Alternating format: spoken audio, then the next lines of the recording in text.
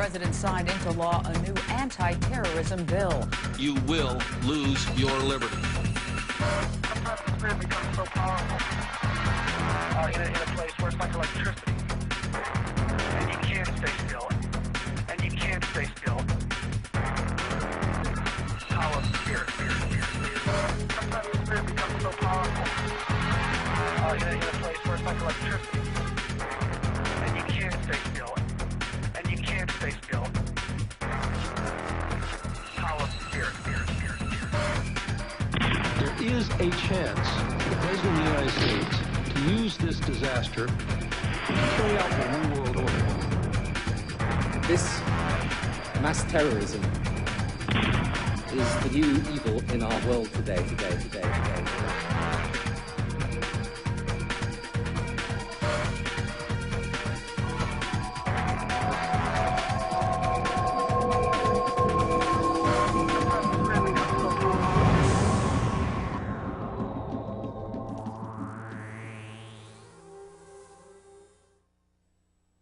Hello, I'm Alex Jones. I'm a radio and television host based in Austin, Texas. And for years, I've been exposing the criminal activities of the global elite, also known as the New World Order. My friends, throughout history, powerful people, powerful institutions have always sought to expand their control, to expand their hemisphere of domination, their empires. And they've always used terrorism, that is the threat of the outside enemy, as a pretext to get their population behind a war, or behind giving up their liberties, behind giving up their freedoms, as a way to, get behind the mother government, behind the homeland, to sacrifice. And Americans are no different. We've been manipulated many, many, many times. So now we're going to look at a few of the older examples and some of the newer examples of this, and then we'll cover what really happened on September 11th and who stands to gain. And I would challenge all of you out there to research the information you're about to see, because it's all true. It's all documented. In fact, in this film, we explore about 10% of the information. There is so much information out there, folks, so many documented red flag, smoking gun incidences where the government carried out September 11th and other terrorist attacks, that I have rooms full of documents, transcripts, news articles that are all mainstream. In fact, the government never denies any of this stuff. They just put a spin on it that, oh, it's an accident, we screwed up. Well, you're going to see today the globalists didn't screw up. They carried out these attacks.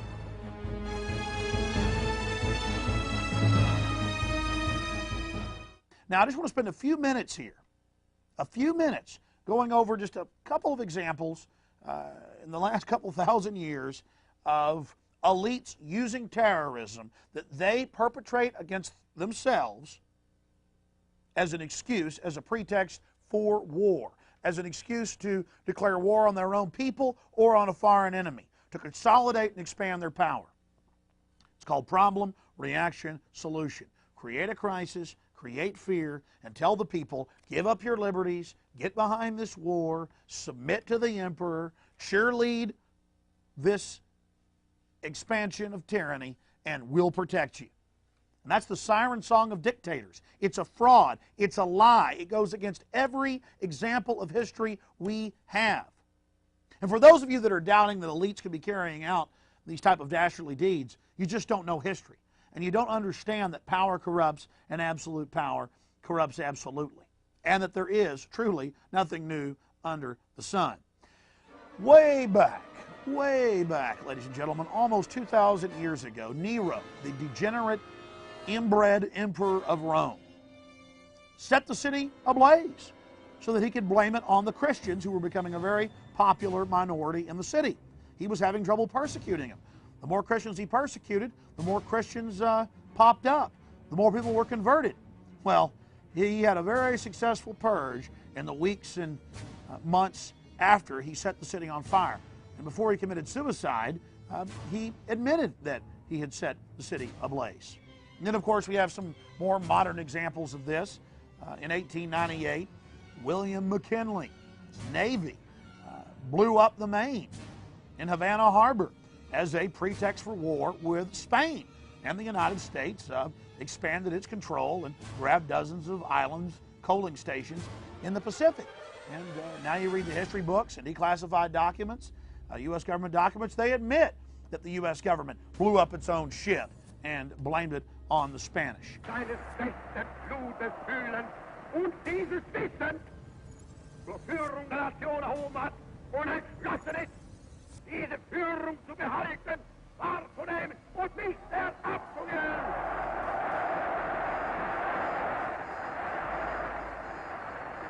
We have Adolf Hitler in 1933, just a few months after being elected, on February 27th, firebombing his own Capitol building, the Reichstag, and blaming it on his political enemies, and declaring a police state crackdown for the Reich security, and announcing fatherland security, the equivalent of homeland security, and a new national police, and an end of local control.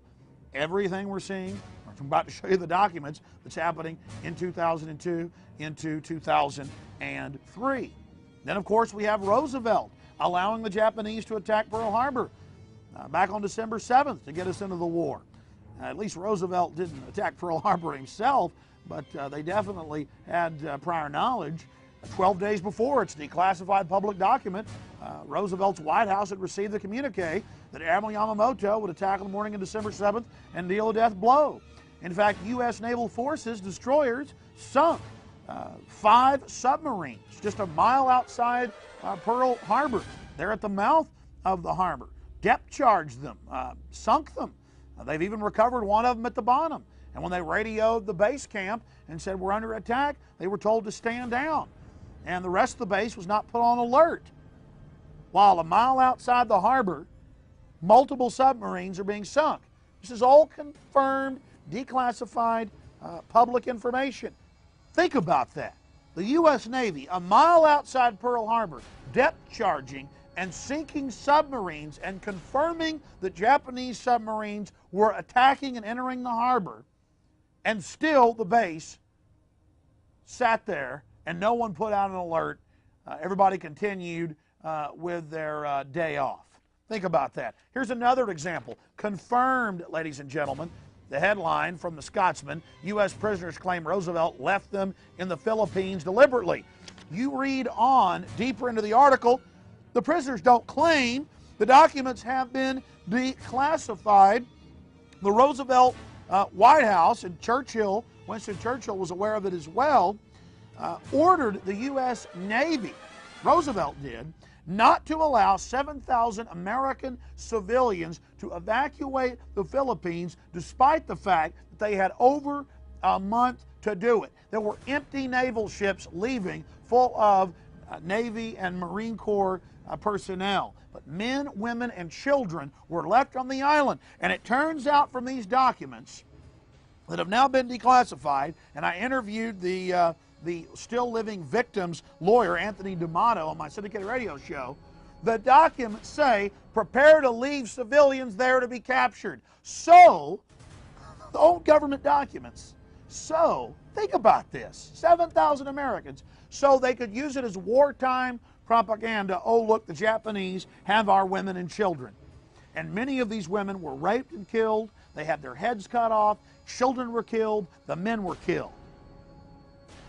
I've talked to Vietnam veterans who were on board these ships. Gulf of Tonkin incident might not have occurred. I love these headlines. This is out of the San Antonio Express News. Folks, it actually came out back in 1964 on San Diego television. It just didn't get national coverage, that this was a fake incident. People knew back in the 60s. Again, I've talked to Vietnam veterans who were on those ships. The Vietnamese did not attack our ships. And I'm no fan of the communist Vietnamese. The point is, it is a historical fact, ladies and gentlemen, that our ships were not actually even attacked by the Vietnamese, by the communists. But again, there's this pretext for war, and 58,000 Americans died. And by the way, our own government wouldn't allow our jets and aircraft to bomb the North. And the documents have now been declassified on that, because the war was about getting our servicemen addicted to heroin, and it was about dredging the port there, and it was about selling weapons. It was a war for profit and a war to demoralize the American people. And another example of problem, reaction, solution, and there are just thousands of these. We're going to go over a couple more. I see these reports all the time. Most notorious German post-war neo-Nazi was an MI6 agent. That's the MI6 is the equivalent of the British CIA. They're their outward-focused intelligence agencies. And the most notorious neo-Nazi who almost got Nazis elected in the late 1960s was an MI6 agent. And just a few weeks ago, I saw other reports, the modern neo-Nazi leaders out there promoting and creating all of this to destabilize Germany so the government has an excuse to come in with more police state to deal with this problem and an excuse to attack their free speech and to get rid of average Germans' free speech on other issues. They're now using the threat of the neo-Nazis, and every time I look into it, every leader of these groups, even in this country, they caught the FBI Cretan Klan groups back in 1998 trying to get them to blow up a chemical plant in Fort Worth, Texas.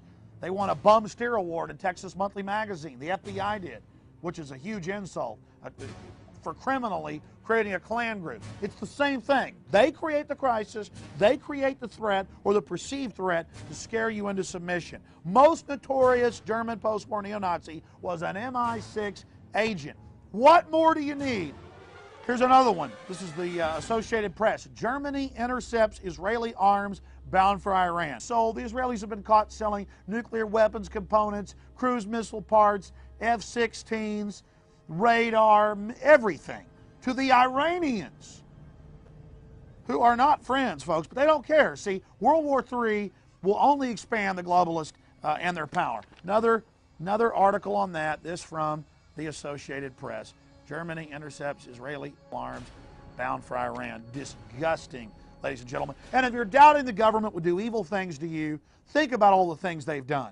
This is not our republic, folks. This is not our legitimate government.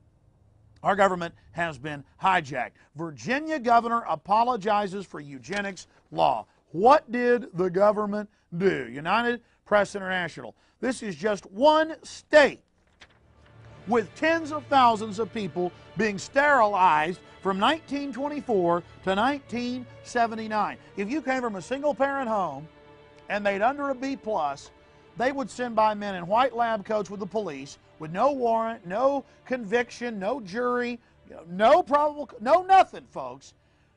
This is the tyranny. This is how long our rights have been violated. It's always some new evil. We get rid of slavery, 10 other evils pop up. They would take them women, mainly women, and sterilize them. Medical students would sterilize them. Hysterectomies, cutting out the uterus of these young girls. Black, white, Hispanic, didn't matter. And then we exposed that evil. It was going on nationwide, the hundreds of thousands, the tens of thousands just in Virginia alone, but in all 50 states, right up until 1970s, 1979. Brutal stuff. Castrating men, you name it. Margaret Sanger, this big liberal, gave awards to Hitler, got awards from Hitler. How was that liberal? See, these are just terms to confuse you folks. These folks are elitist command and controllers. They're despots. Don't let them confuse you with different phony political terms. Now they call it bioethics, and it's still going on. And Child Protective Services grabs innocent children from innocent parents all the time just because they want to break up families and get hundreds of thousands of federal dollars from it. There's all these evils going on. So many evils, I couldn't cover them in 10 hours. One more example of problem, reaction, solution, then I'm going to get into what happened on September 11th, ladies and gentlemen. Government-sponsored and controlled terrorism to scare you into accepting tyranny, to scare you into accepting a total police state and the federal takeover of local governments and troops on the streets, as you're going to see from mainstream news. Of course, you say, well, mainstream's lying. Well, they don't really lie. They just throw it in your face to spin it, tell you how good all this tyranny is. Back in 1962, the Joint Chiefs of Staff, headed by L.L. Lemnitzer, wanted to blow up ships. They said again, like we did the Maine, incredible, declassified, confirmed document. ABC News and Baltimore Sun reported on it back in April and May of 2001, right before September 11th. They didn't report on it after, though.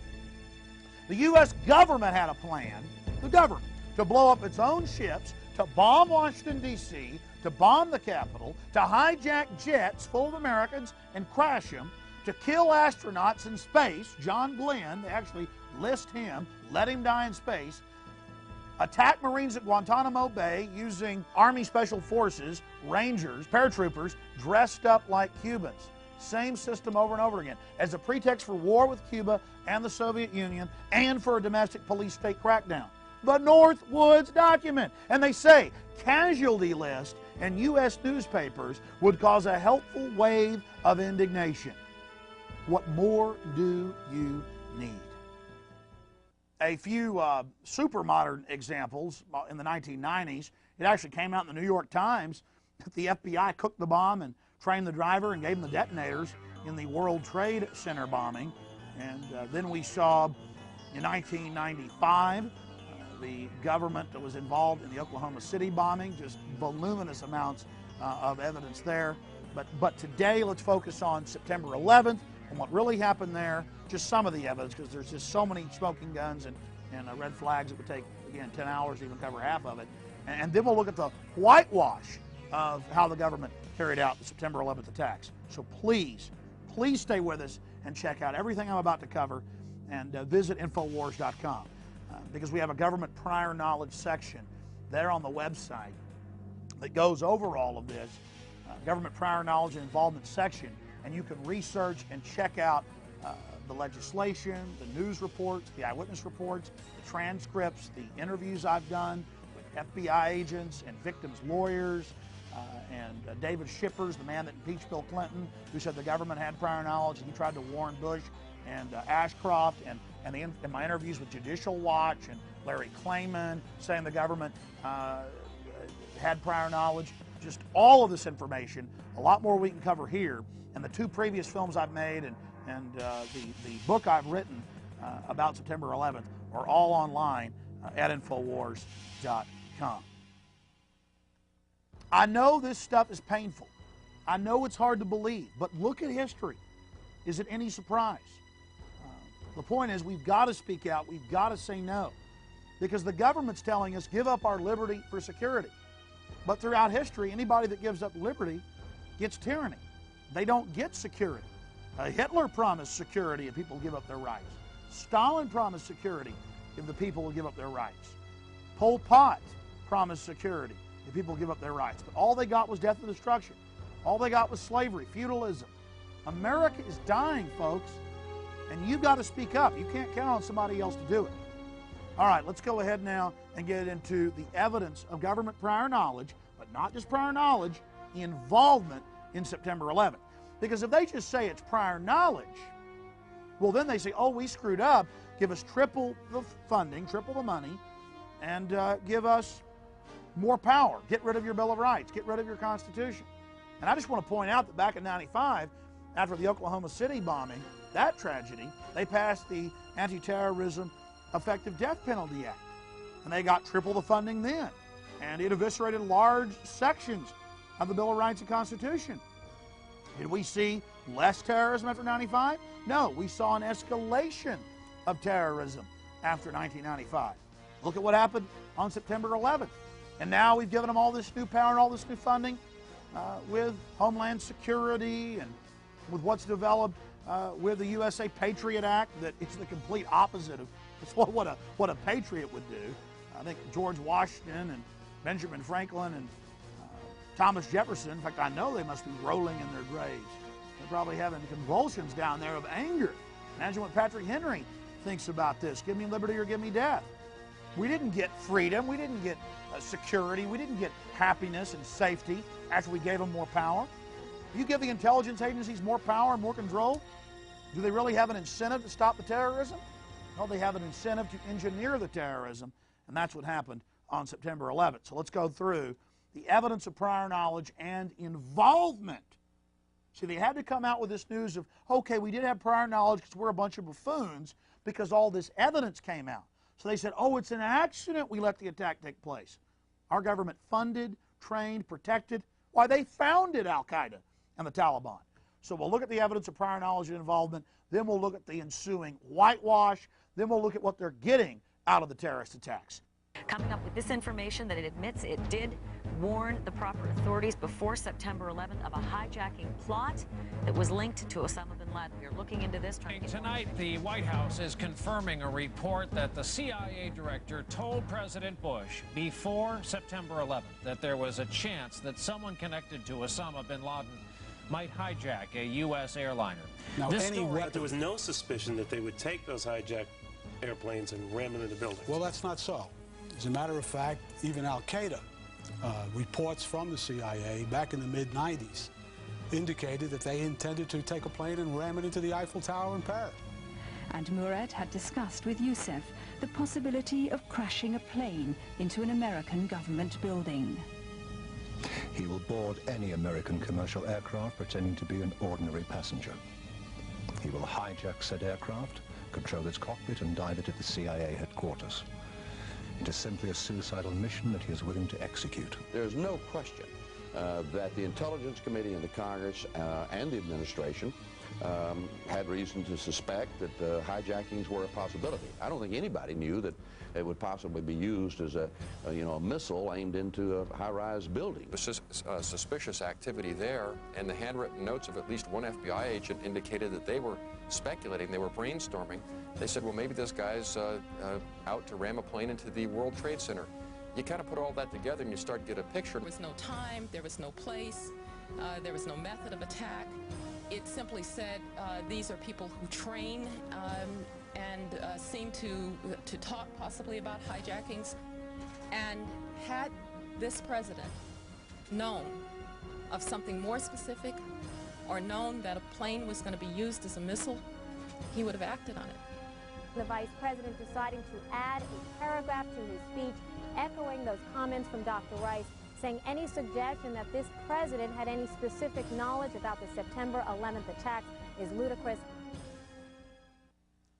I remember being on the radio in the late 1990s and seeing reports every year of plans by Al-Qaeda to fly hijacked jet airliners into landmarks like the Capitol, CIA headquarters, the World Trade Center, the Sears Tower in Chicago. So when I saw George Bush on television saying they had never heard of plans to hijack aircraft, and then the news came out that they had gotten the actual plans that Al-Qaeda was planning to do that, so he said, okay, well, we never knew they'd fly them into buildings. And I'm like, excuse me, I probably saw 20, 30 reports that I covered on air, mainstream, years before September 11th, where Al-Qaeda was planning just these type of events. Of course, I didn't know that Al-Qaeda was training at secure U.S. military bases. That later came out, but it's just been swept under the rug. This is CNN. U.S. warned in 95 of plot to hijack planes, attack buildings. Why, even in the Genoa, Italy summit a year before September 11th, I remember they had anti-aircraft guns on top of their buildings there. And they said, oh, Al-Qaeda's got a plan to fly planes into buildings. They just arrested a couple of them, they said on the news, before September 11th, in Paris, with plans to fly to the Eiffel Tower. But here in America, we still have guns. We still have private property. We still have some sovereignty. And we're giving them a heck of a fight when it comes to defending this republic. People were standing up against Big Brother, so they had to carry this out. Here's another one. Fox News. U.S. knew of suicide hijack plan threat in 1995 from Ramzi Yousef, who was caught trying to carry out attacks in the Philippines on aircraft taking off, flying to the U.S. And I interviewed police and FBI agents who were involved in busting this guy before September 11th. And they said an attack on America was right around the corner.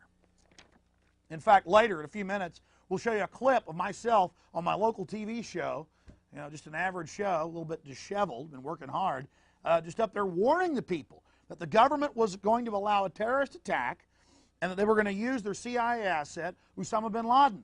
I went into even more detail on my radio show. I put out the phone numbers for the White House, for Congress. I said, call them. Don't let them use their assets to attack us as a pretext for control. Here's another one. Bush told of threat before September 11th, London Guardian. And again, I've got like 50 reports on this story. Bush told of threat before September 11th. But how many times did they tell you, after they knew all these reports were out, that they never heard of such a thing? They're lying to you. Here's another one. Associated Press. Bush warned of hijack threat before September 11th. What more do you need? Well, don't worry.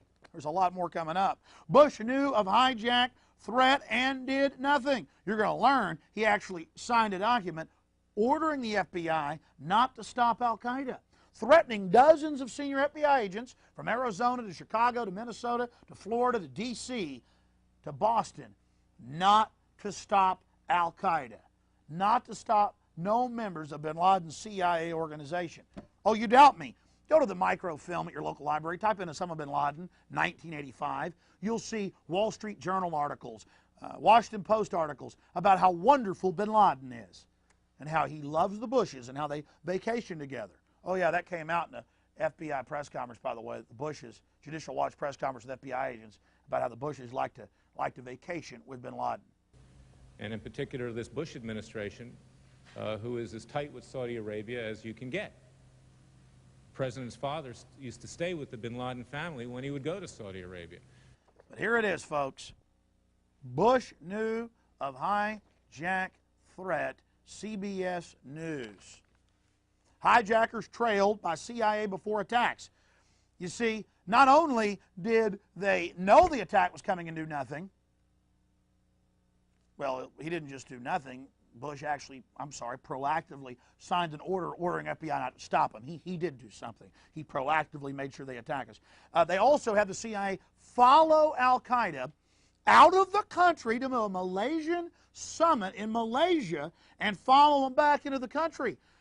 They were having trouble getting back in, the members of al-Qaeda. The CIA pressured the head of the embassy to get them visas to get back into the country. London Guardian. And again, for every report I'm showing you, there's 20 others backing this up. And the government never denied this. This got leaked by Congress, by some patriots in Congress, and so now they're threatening to arrest members of Congress if they don't shut up and stop leaking this. Hijackers were trailed by CIA before attacks. Let me just read from this. 2 of the hijackers who crashed American Airlines Flight 77 in the Pentagon were spotted as potential terrorists by the CIA more than 18 months before September 11th. Newsweek reported yesterday.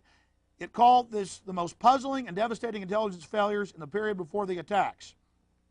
The magazine reports they followed them out and followed them back in to Los Angeles and did nothing with the information. Yeah, actually helped them get back in. Another one, MSNBC. The hijackers we let escape. The CIA tracked 2 suspected terrorists of al-Qaeda summit in Malaysia in January 2000, then looked on as they re-entered America and began preparations for September 11th. And they call this the worst intelligence failure. Bush went to the CIA. A lot of you saw this on television. Everybody thought, ooh, he's going to fire somebody. He went to the CIA. They stood around the Eagle there on the Marble. 3-minute standing ovation. They were smiling. They were celebrating because they get to act domestically now. They get to run your local departments. They get to get into all the fun and be mob bosses over us now, folks. Total degeneracy, total tyranny. Unbelievable. MSNBC. The hijackers we let escape. Does that not infuriate you? 99 Report warned of suicide hijack plan. U.S. government plan. Put out a report saying that Osama bin Laden was preparing to fly hijacked jet airliners into the World Trade Center, CIA headquarters, the Capitol. The list goes on and on. That's the Associated Press. Unheeded warnings. FBI agents' notes pointed to possible World Trade Center attack. He was told to shut up by superiors. MSNBC. But they always tell you, oh, it was just an accident. Just an accident. And it says these FBI agents joked. That's the headline, but I've talked to FBI agents in person. They weren't joking when they said, it's like al-Qaeda runs the FBI. And I said to him over the phone, I said, it isn't like al-Qaeda runs the FBI. The FBI, through the CIA and the big central banks that founded the CIA, read your history books, they run al-Qaeda. Get the full horror straight in your minds. Bush held up plan to hit bin Laden. You know, they had battle plans on their desk. They had tens of thousands of U.S. and British troops massing publicly in Tajikistan and Uzbekistan. I say publicly, I mean, it was out in the foreign press, but total news blackout here. They were doing it covertly, but it was still out publicly in the foreign press, to invade Afghanistan. And Bush held up plan to hit bin Laden. He had it on his desk 2 days before already, and had already signed it, but was it to be released till September 12th. U.S. plan for an attack on al-Qaeda. White House given strategy 2 days before September 11th. Again, MSNBC. But they say, oh, it's all just a big accident, a big coincidence. Yeah, wait, we haven't even gotten to the information yet. NSA intercepts on eve of 911 sent a warning. Messages translated after attacks. Washington Post. You read on to the articles about this. They got warnings a month before. They got warnings a week before. They got warnings a day before. This is just one of the articles of the plan to fly aircraft into the World Trade Center. And you just saw the reports they got back in 95. The reports they got back in 96, 97, 98, 99, 2000. I was all over the radio saying this. Everybody was. Everybody knew about this. Oh, but they didn't. Oh, they just got the intercept the day before and didn't, decipher it. This is a shill story. You know why? Because good people in government were blowing the whistle. Air Force colonels, Air Force captains, Army generals, FBI agents. And so they put out the spin. Oh, yeah, there were some warnings the day before. We missed it. And that gets announced nationwide. Then when you tell your neighbor about this, they go, yeah, they missed it. Here's another one. September 11th probe, wiretaps in Italy. Hear parrot talk of terrifying plan by madmen. AP. Air Force officer suspended after charge Bush knew of 911 threat. It wasn't a charge. I've interviewed his lawyer, Mr. Hilton, who's talked to hundreds of these officers. This was the dean of the Defense Language School that trains spies, Monterey, California. You know why he was angry? He was ordered to train Muhammad Atta and 2 of the other supposed hijackers. The fall guys, the patsies, that's what they were. They were playing a part. Knight Ridder newspapers. This Air Force officer, Lieutenant Colonel Steve Butler, said that Bush was behind the attacks and orchestrated the attacks so he could have a war for global domination and a police state. Again, here's a report out of the Herald newspaper there on the West Coast. The Monterey County Herald. DLJ official removed for criticizing Bush. And you read on. Then I interviewed the lawyer who represents 400 families of the victims, 400 families. San Francisco attorney Bush allowed 911. I interviewed Stanley Hilton on my syndicated radio broadcast for 2 hours. He's not some left-winger out to get Bush. Neither is Judicial Watch, exposing Bush for prior knowledge and involvement with FBI agent Robert Wright and David Shippers, the man that impeached Bill Clinton. This guy was former Bob Dole's chief of staff. This is out of the San Francisco Examiner. San Francisco attorney, Bush allowed 911. And then he goes into details. He has filed a class action suit against 10 defendants, including Vice President Dick Cheney, National Security Advisor Condoleezza Rice, Secretary of Defense Donald Rumsfeld, Transportation Secretary Norman Mineta, saying that they engineered the attacks. And I interviewed him. He says that his sources within the FBI, CIA, National Security Agency, Naval Intelligence, and Air Force, and others, say that NORAD was ordered to stand down as the U.S. government engineered the attacks. Bob Dole's former chief of staff. But first, is President Bush to blame for the September 11th attacks? A $7 billion lawsuit filed recently in federal court alleges that the president and several other high-ranking administration officials allowed the terrorist attacks to happen. Joining us now is the lawyer who filed this ridiculous suit, is Stanley Hilton. You know something? You know what's so sinister, Mr. Hilton, in what you're doing here? There is no evidence. There's no evidence, no specifics, no times. The president never saw the 2 memorandum that you talk of. You got some conspiratorial kook that you have feeding you information that doesn't know the president, never gave it to him here.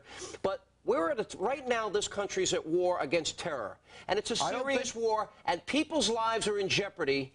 And you're distracting the president, you're distracting the White House, you're distracting the country for your own selfish grandizement in this particular case. It's a disgrace what you're doing. You ought to be ashamed of yourself. You have no evidence, and you ought to pull it back. That's what you ought to do if you're a good American.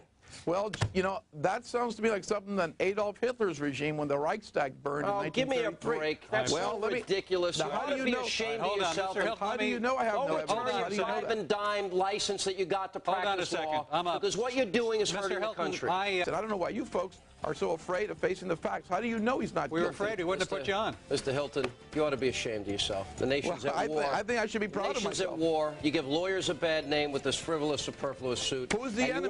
You want to depose the president with you have no evidence. It's a disgrace. We're at war. Well, you ought to be a patriot. You ought to back up your country, and you ought to be ashamed of yourself. I am a patriot. I'm defending the Constitution of the United States, something that Bush and others don't want to do. They want to tear this Constitution to pieces because they claim they're defending something. We got to move on. We're going to go from one ridiculous story to the next. My friends, I could spend an hour on each one of these reports, these confirmed reports. No one is refuting this. Every time the government gets caught, they say it's an accident. How is this an accident? This is from the Associated Press. Agency was to crash plane on 9/11. In what the CIA describes as bizarre coincidence, the U.S. intelligence agency was planning an exercise on September 11th, 2001, in which a hijacked jet aircraft is flown into the World Trade Center. Ladies and gentlemen, again, agency was to crash plane on 9/11.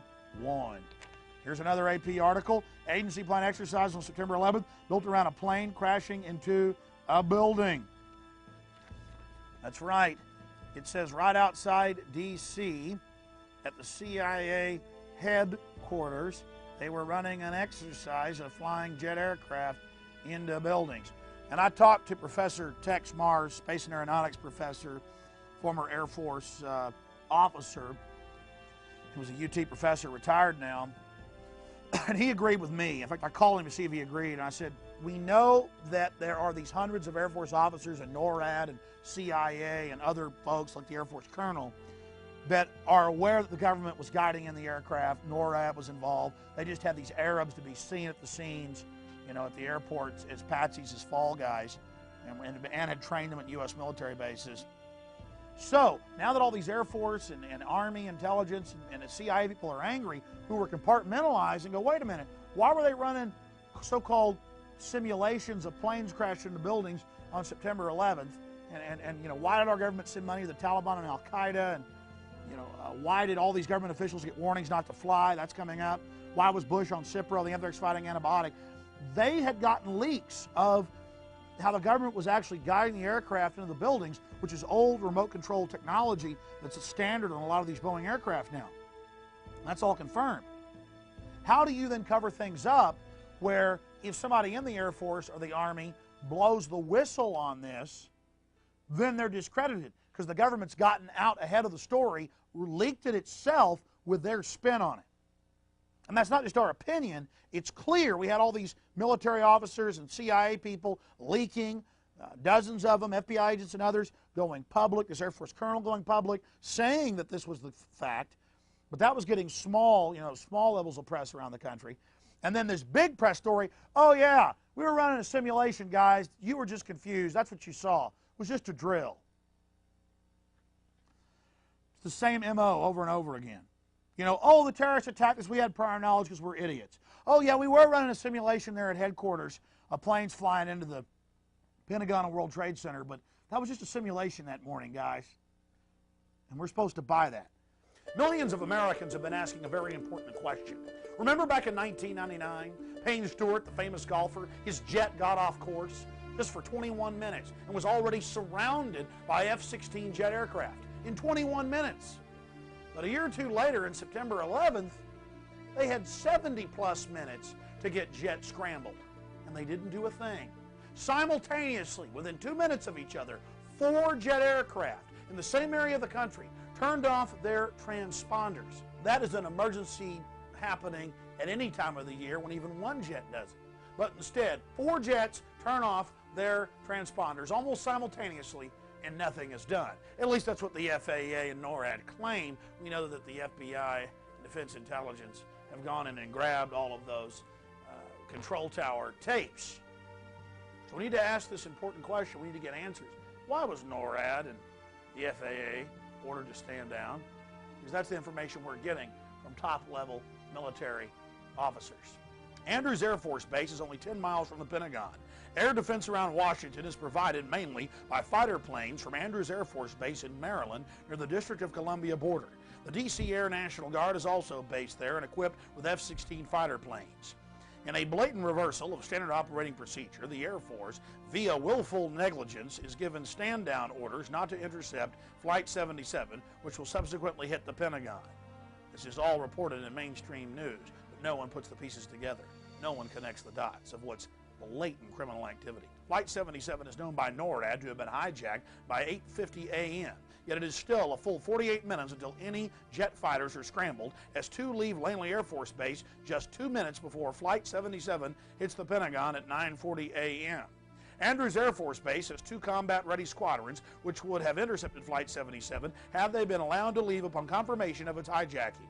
It is standard operating procedure to intercept all air traffic that fails to respond to radio calls immediately. Of course, we just talked about the fact that that was the case with the golfer Payne Stewart's chartered Learjet that crashed in October of '99. F-16 fighter jets, without the need of the presidential mandate, had intercepted the aircraft within 21 minutes. This represents willful, coordinated negligence between the FAA, NORAD, and the Pentagon, who also track all aircraft. And President Bush, who, as this was unfolding, was reading a book about a pet goat to a group of school children. Treason, ladies and gentlemen, treason. In Oklahoma City, the governor, Frank Keating's brother, wrote a book called The Final Jihad. It was published about 1.5 years, 2 years before the Oklahoma City bombing, where a Tom McVeigh bombs the Oklahoma City building.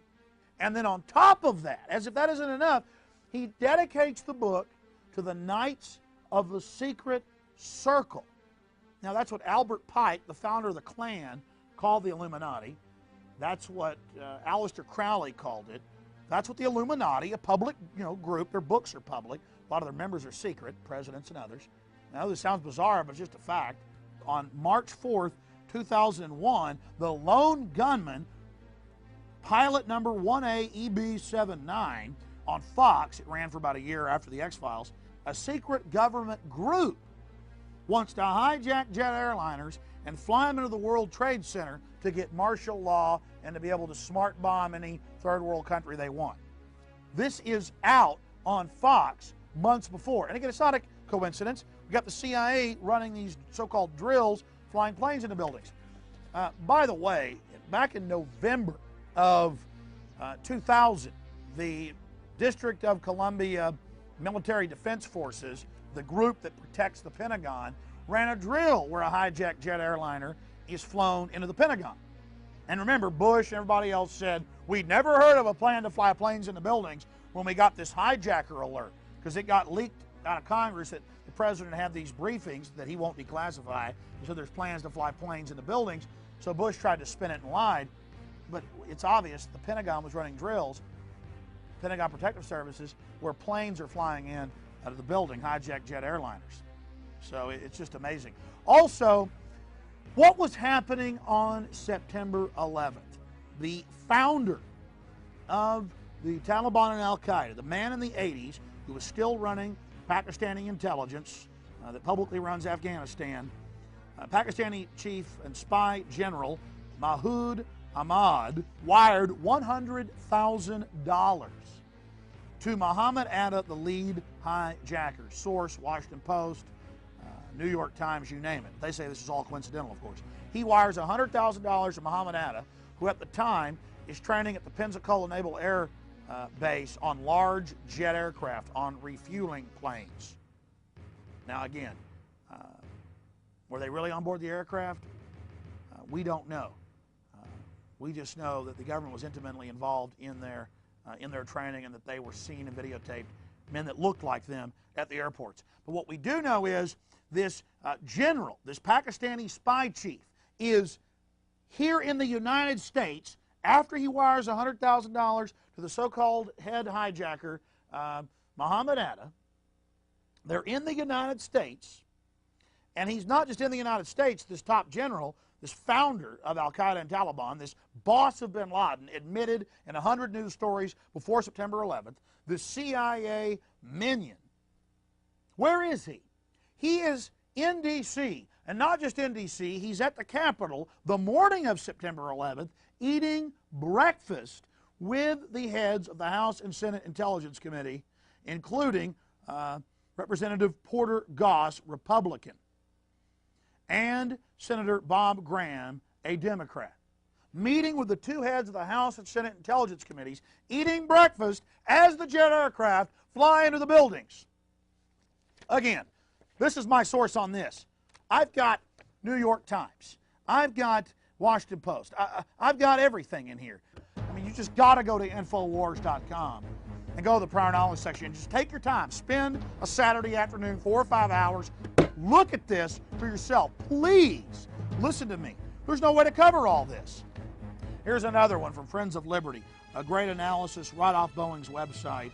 It turns out that Boeing 767s and 757s can only fly at the Gs reported of 6.5 to 7 Gs when they're under remote control. Then only 767s and 757s come standard with remote control Global Hawk type systems that only NORAD pilot and control.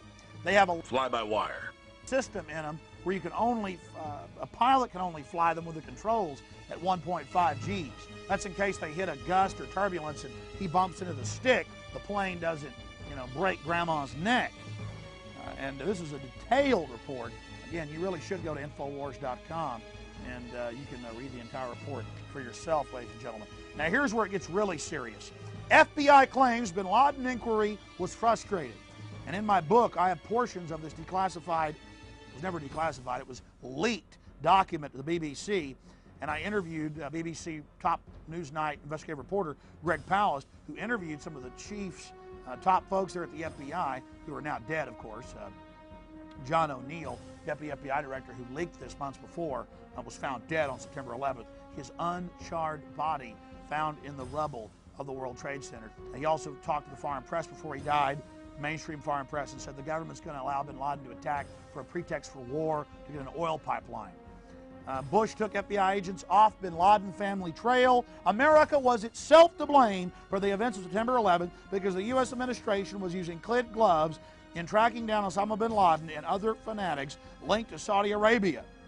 A special BBC investigation has reported in a damning indictment of the two President Bushes and American foreign policy. The report, which the BBC reported, is numbered 199 Eyes Only, WF213589, emanating out of the FBI's Washington field office. John O'Neill died to report this information to you. FBI Deputy Director John O'Neill released this before resigning, and then he was murdered and his uncharred body thrown into the wreckage of the World Trade Center, and one of the supposed hijackers' passports was found laying right next to him. That was reported by the New York Times. But they don't say there's any conspiracy here. It's all coincidental that this happened. FBI and U.S. spy agents say Bush spiked bin Laden probes before September 11th. Here's from Greg Palast, BBC website. You can go to my website and read a transcript of my interview with him and all the documents. Here's another one. FBI claims bin Laden inquiry was frustrated. U.S. agents told to back off bin Ladens by George W. Bush. U.S. agents told to back off bin Ladens. See, we could spend all night on these reports. We could spend all night on them. This is all confirmed. Bush thwarted FBI probe against bin Laden from AFP Newswire out of London. Again, AFP, ladies and gentlemen. Bush thwarted FBI probe against bin Laden. Here's another one out of the French news agency and French radio confirming, interviewing dozens of eyewitnesses, bin Laden treated for kidney disorder in Dubai. Report. Osama bin Laden, for 10 days, met from July 4th to July 14th with the CIA section chief in Dubai. He had flown by air out of Quetta, Pakistan, to the south of Saudi Arabia to meet in Dubai with the CIA section chief while he was on kidney dialysis for 10 days. Hospital officials reported. A lot of this even came out in the foreign news before September 11th. Why is this wanted guy that supposedly bombed the coal and bomb these embassies, why is he there at the U.S. hospital? It's called the American Hospital because it's mainly for Americans there in Dubai, and it's people by American doctors. This is the French news agency. French news agency. Bin Laden treated for kidney disorder in Dubai. Meeting with the CIA. The Washington Times also reported that. Armed pilots banned 2 months before 911. Did you know pilots could be armed before that? Oh, yeah. FAA rescinded rule allowing guns in cockpits just before terror attacks. Another FBI agent blows the whistle. New evidence the Bureau quashed another terror probe before 911. This with Robert Wright. And Robert Wright got up there on C-SPAN and cried and said, I have been told not to talk about what I know or I'll be arrested. And he said, why can Kathleen Rowley be praised for doing that, but I can't? This from LA Weekly. Because she's a shill. When you got all these real FBI agents and Air Force colonels and CIA and deputy FBI directors that have gone public, you ignore them when they pop up in 1 or 2 local papers. That story gets killed and shut down. You have a Rowley pop up who puts out some whitewash of, yeah, we're inept, give us more funding and power, and we won't do this anymore. Here's a report out of American Free Press, Come Fly With Me. It was also reported in the Detroit Press and New York Times and Newsweek, but they reported it first. A Saudi flying instructor who died mysteriously on May 8th had the same name as 2 911 hijackers who lived at the same U.S. Naval Air Base. Remember 911 supposed hijacker Saeed Al-Hamidi? Remember him? Well, it turned out there were a whole bunch of other Al-Hamidis at the Pensacola Naval Air Station training in some top secret program by Royal Saudi Air Force Major Ambarak S. Al-Hamidi had continued to remain in his position at the Pensacola Naval Air Station as a flight instructor after 9/11 attacks, notwithstanding his Saudi government ties and that most of the terrorists were Saudis. A story broke on CNN on September 11, 2002, that not only had the FBI had informants inside the hijackers' homes, but they'd also been their landlords. So let me put this all together. We got the head of Pakistani intelligence, this general, a known CIA officer, sending $100,000 to the supposed lead hijacker, Muhammad Atta. These guys are trained at the Pensacola Naval Air Station, the hijackers. They're also trained at the Monterey Defense Language School to be spies in a top-secret U.S. government program now released. And on top of it, other hijackers have FBI informants living with them who are also their landlords. Funding, training, protecting, shepherding Al-Qaeda. It never ends. You couldn't write a science fiction movie this bizarre. On September 7th, the British Broadcasting Company, the BBC, dropped another bombshell. That's right, ladies and gentlemen. Taliban warned U.S. of huge attack.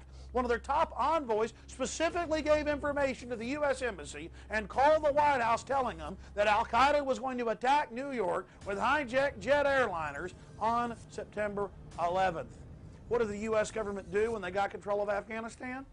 They arrested the Taliban minister that had issued them the detailed warning. And it made perfect sense for the Taliban. Why on earth would they want someone to attack the U.S. and bring the wrath of the New World Order down upon them? Again, it's common sense. Who has the motive here? And then the evidence. Think about that. Our government knew the attack was coming, had been warned by the Taliban and nothing was done, and then when the globalists take over Afghanistan, they arrest the man that warned them? Yeah, you got to keep control of witnesses like that. Well, freedom, justice, and a world rid of terrorism are just some of the stated aims for Operation Enduring Freedom. But is there another reason for bombing Afghanistan? With worldwide demand for oil increasing and some of the Gulf states looking very vulnerable, the U.S. is desperate to tap the oil fields of Kazakhstan and other central states. And as ITN's economic correspondent Lian Halligan now explains, Afghanistan is key when it comes to moving that oil to the West. The September the 11th atrocities sparked a coalition, a crusade, said George Bush, for freedom and justice. But take a closer look. There's an important subtext to the struggle over Afghanistan: oil. Over the last few years, you may have read that the West, and particularly the US, is becoming less oil dependent. But it's just not true. Back in the 70s, the US used 16 million barrels every day. Today, that's ballooned to 22 million, making America by far the world's biggest oil importer. The European Union used 12 million barrels a day 30 years ago, but now it's 15 million. And oil's not just used for petrol for cars. Right now, you're watching a television made of plastic, presumably in a well-warmed room, and probably wearing man-made fibres, and all thanks to oil. So where does it all come from? Saudi Arabia, of course, is the biggest exporter, over 7 million barrels every day. Iran, Iraq and Kuwait are big players too. But don't forget the former Soviet Union, which exports almost 4.5 million barrels daily. Apart from Russia, it's these newly independent Central Asian states, particularly Kazakhstan, that are key. Already 20 billion barrels of oil reserves have been found in Kazakhstan, and there could be much more. The oil and gas so far discovered in these parts is worth $3 trillion in today's prices. That's why Western money men are so interested in getting this oil to world markets. It's also important in this film to look at motive. Dick Cheney's company, Halliburton, that he CEO'd from 95 to 2000, is now building the giant Trans-Afghan pipeline that will carry hundreds of billions of dollars of oil to the West, markets begging for black gold. Then, of course, there's also opium, the second largest opium reserves in the world, huge poppy belts in Central Asia, centering around Afghanistan. Hundreds of billions of dollars more that the globalists stand to gain by controlling this vital region. But it's not just about oil and opium. It's about being able to attack any country by simply claiming that they are harboring terrorists. This is the pretext empire needs to invade dozens of lands. In fact, the White House has told us this war won't last decades, it won't last generations, it will last hundreds of years. They've said that on the record. But that's just internationally. Oil, opium, war. It's also internationally about selling weapons. The Carlyle Group and the Bushes. In fact, that's why on September 11th, while all other air traffic was grounded, the bin Laden family was flying out via their private jets from Boston and Miami because they're intimate business partners with George W. Bush and his CIA director father.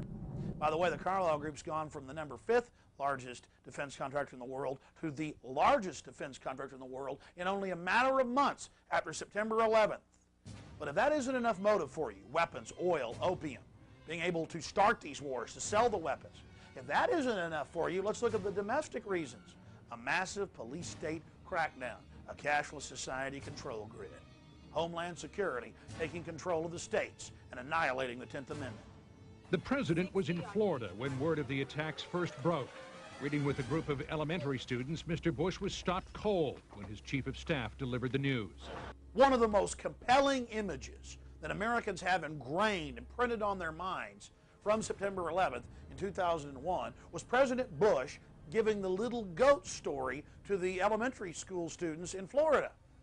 Andrew Card, his chief of staff, walks in, tells him the president looks grave, and then we were told in the news that that's when the president first learned that anything was amiss. Later, at a press dinner, Bush told the news media that, oh, indeed, he had seen the first building struck by the aircraft, that he saw the first aircraft actually strike the building. People said, well, how could that be? For the first few weeks, that video was not even known to exist. And we'd heard that he didn't hear about it until the second building had been hit. In fact, that's what they told us. The White House press secretary had reported that. Well, then suddenly it got leaked that there were photos of the president watching the first building on fire before the second aircraft hit. When that got published in the Times of London, suddenly they changed their story yet again that, oh yes, they really had seen the first building smoking. The point is, why would they lie about that? Why would they claim that he first learned from Andrew Card while reading the little goat story to the school children, then change it back again and go back again and go back again? Endless lying, endless deception. What we know is this. This is the fact. That was a staged event with President Bush supposedly learning of the tragic events of September 11th while reading the story to the elementary students. That way you could already be tuned in to the tragedy and you could see the president learn of it after you knew.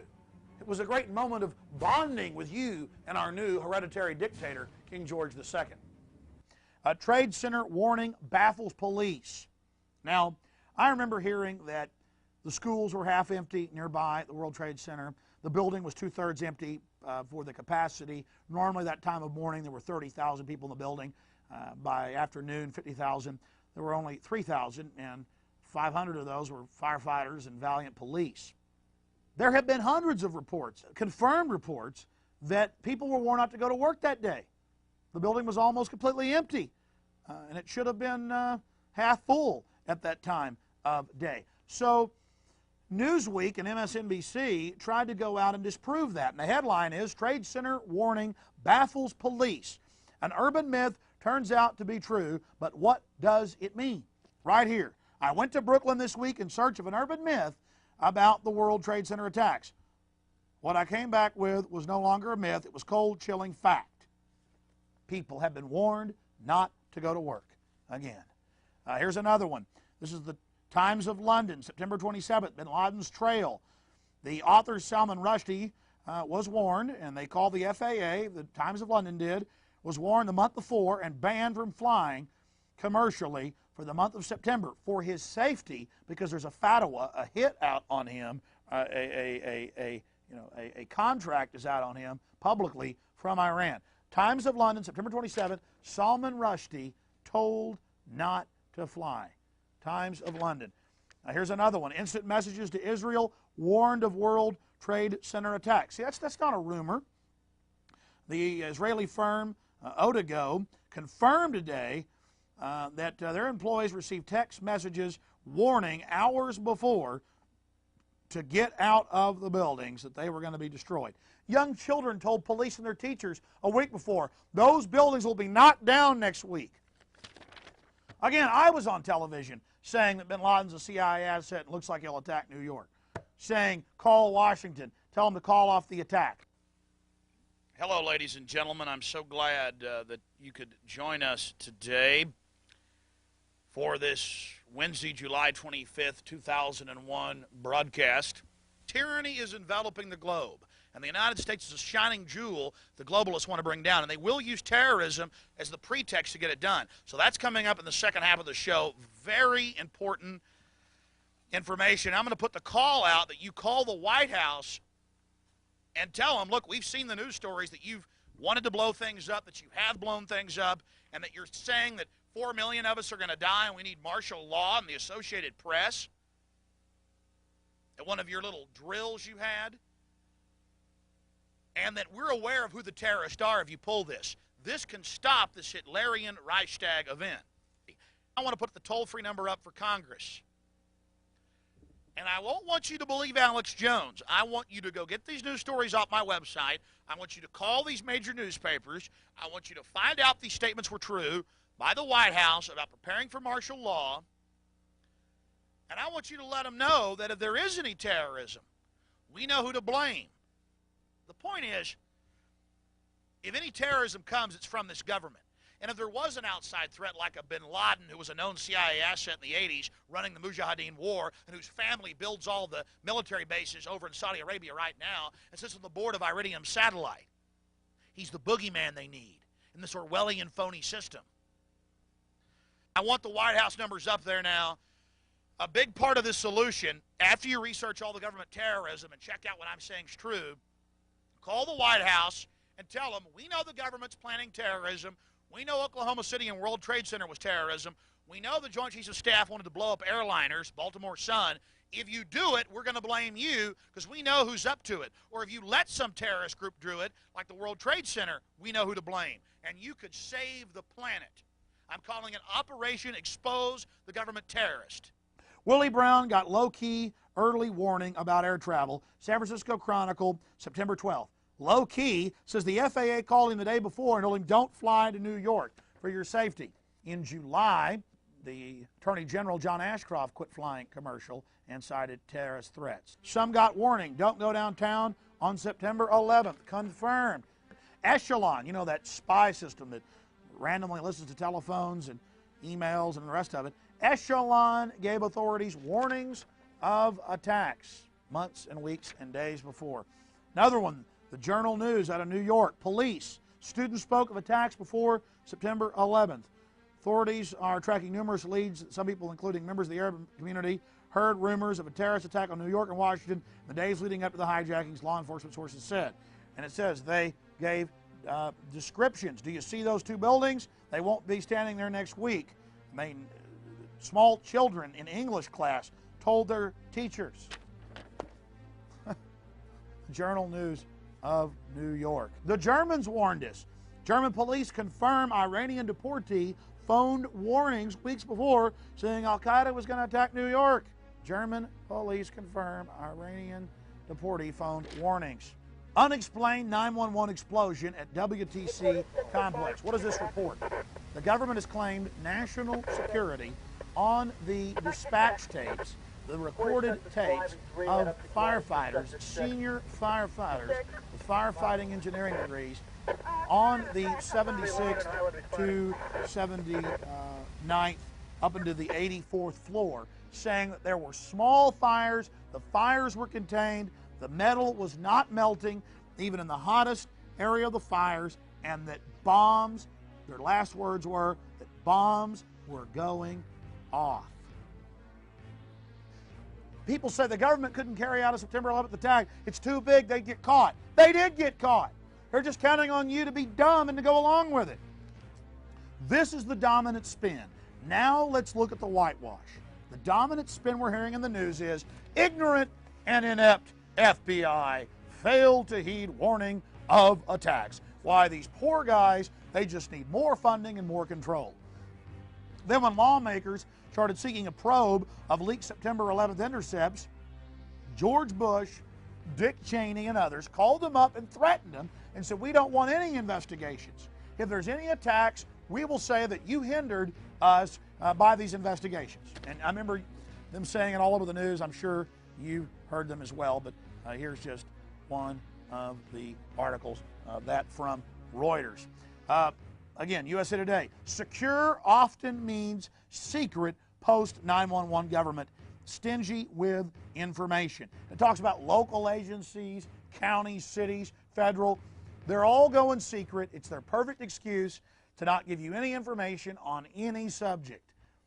Government's digging in against the American people, declaring itself the owners of the population. This from USA Today as well. Government going secret, just like in Russia, just like in Nazi Germany. And we saw reports, Graham, 911 study hindered. Yeah, Graham, don't try to be a whistleblower, a shill distracting us. We know you met with the founder and funder of Taliban and Al-Qaeda, the ISI Pakistani general on September 11th, okay? But Graham put out reports like this. Oh, yes, our study's being hindered by the White House, the St. Petersburg Times out of Florida reported. Another one, LA Times. Inquiry of intelligence failures hits obstacles. CIA and Justice Department blocking Congress, even threatening people not to investigate. What do they have to hide? And now in late 2002, things really heated up. 911 inquiry delayed as staff chief is ousted in CIA dispute. The CIA whitewasher, inspector they put over it, was refusing to release anything and threatening people. And who's running this investigation? Again, Porter Goss, one of the intelligence chairmen, Senator Graham from Florida, the two that met with the head of Pakistani intelligence as the aircraft were flying into the buildings, the guy that wired $100,000 to Muhammad Atta. We got Barbara Boxer, the gun-grabbing socialist, and Jay Rockefeller from West Virginia. I mean, what a crowd of whitewashers. Now we have good members of the House and Senate that have leaked the fact that the NSA got warnings, specific warnings, that the White House knew of plans by Al-Qaeda to fly jet airliners into buildings, that bin Laden was in the U.S. hospital right before the attacks, that Bush was on Cipro, the anthrax-fighting antibiotic, on September 10th with his cabinet, 4 weeks before anthrax popped up in Boca Raton, Florida. All this stuff is getting leaked and getting discussed and getting talked about by staffers and members of the House and Senate. And all this intelligence was sent to them by good FBI agents and good CIA people. I've been told by people very high up in Congress that they've got unbelievable smoking guns that even blow all this away. So now the White House is even threatening arrest, threatening lie detectors on senators and House members and their staffers if they leak anything else about September 11th. And the news frames it like, why, there's traitors in the House and Senate. They're releasing information that could let al-Qaeda attack us again. Then you read on in the article, it concerns leaks of government prior knowledge and involvement. So the executives coming over to the legislative, bossing them around like a dictator, threatening people who have valiantly leaked information of government involvement in the attacks. This is from the Washington Post. Probe of Hill leaks on 911 is intensified. So think about it, folks. We have the CIA following al-Qaeda out of the country and then making sure that the U.S. embassies gave them visas back in, and the House and Senate leaked this information. They leaked the fact that the NSA got warnings, specific warnings of attacks coming against the World Trade Center. And what does the government do? They go and threaten people in Congress with arrest and try to make them take lie detector tests so they can charge them with treason. The legislative is supposedly separate from the executive and just as powerful. But that's not happening. Now, under the name of protecting the homeland, people shouldn't leak that the executive ran the attacks. Think about that. I mean, you couldn't write a science fiction book. You couldn't write a novel. You couldn't write a spy thriller like this. People wouldn't believe it. And on top of this, what did Dick Cheney, what did George Bush, what did other CIA pumps and minions say on the news? They said publicly, if you frustrate us and divert us with congressional investigations of government prior knowledge and involvement, if you do this, you are ensuring another attack. Dick Cheney said it on Meet the Press. This is out of the London Guardian. Prepare for attack, Cheney tells U.S., perhaps nuclear. He said a bigger attack is a sure thing, not a question of if, but when. Think about that. He specifically said on television, if you continue to frustrate and divert us with these investigations of prior knowledge, you're ensuring an even larger attack. Folks, it took them 72 hours to even cover part of the information. I'm trying to do it here in this tour de force, this rambling rampage in 2 hours. But U.S. government officials, former officers, a U.S. Air Force officer, U.S. Air Force captain met and said the evidence is clear, the U.S. government carried out the attack. This is a mainstream national Portugal newspaper covering a 72-hour press conference. 72 hours to show the evidence. Just go to Infowars.com, look at the government prior knowledge section. Again, I want you to see all of it. Throughout this film, I've been telling you to check out the information we're bringing forward. That's because it's only the tip of the iceberg, and I want you to know without a shadow of a doubt that the information we're bringing forward is documented. You and your family are under attack. World government controls America, and they engineered September 11th to get a police state agenda through. So stand up against them. Now let's go through this quick now. Taliban melt away before army sweep. London Guardian. What happened? Well, the commander of the biggest U.S. search for Taliban and al-Qaeda fugitives, Colonel James Huggins, commanding officer of the 3rd Brigade Task Force of the 82nd Airborne Division, said that every time they went into a village, people had been warned to escape. The Taliban and al-Qaeda, it was clear, had people on the inside warning them of when Special Forces Command was going to be sending an operation. In fact, I saw a story in the San Francisco Chronicle where a top Air Force general said, what's going on here? We had top al-Qaeda on our sites 10 times, their convoys, Mullah Omar and others.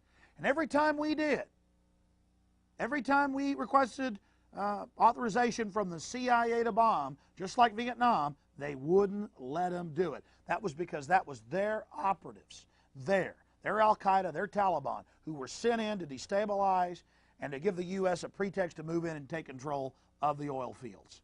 And we have other evidence. 6,000 Taliban and al-Qaeda were flown out to safety as Kandahar fell, as the capital of Taliban and al-Qaeda operations fell. 6,000 Taliban and al-Qaeda leaders were flown out to safety into Pakistan with the Pakistani ISI chief, the same guy who had been meeting with the heads of the House and Senate Intelligence Committees on the morning of September 11th over breakfast. The same House and Senate Intelligence Committee chairman that issued these whitewashes. And when it came out in Fox News and the LA Times, and when it came out in the New Yorker magazine and all these different places, that the U.S. government had flown the leadership of Taliban and Al-Qaeda out to safety and dropped them off in Pakistan to then start a war with India so the Carlyle group could sell weapons to both sides, so the Bushes and bin Ladens could sell weapons to India and Pakistan, you know, moving the war to another place, moving their troublemakers to another place, their pretext makers to another place. When that news came out, the media brought it out. The government didn't deny that they'd flown Taliban and Al-Qaeda leaders out to safety as Kandahar fell on C-130s, U.S. government aircraft with U.S. pilots. They didn't deny that.